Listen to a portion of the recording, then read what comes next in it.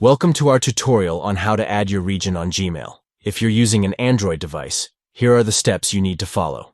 First, open Gmail on your Android device. Next, tap on your profile picture at the top right corner of the screen.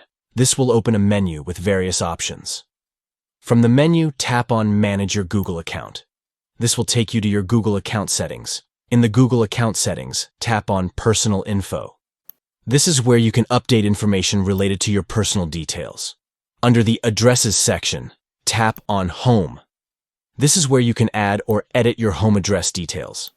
Now, you will see an option to enter your region. Type in your region information and make sure it is accurate. Once you've entered your region, tap on Save to save the changes. And that's it. You have successfully added your region to your Gmail account. This can be helpful for various reasons, such as ensuring that you receive relevant location-based information. Thank you for watching, and we hope this tutorial was helpful. If you have any questions, feel free to leave them in the comments below. Don't forget to like and subscribe for more helpful tutorials. Happy emailing!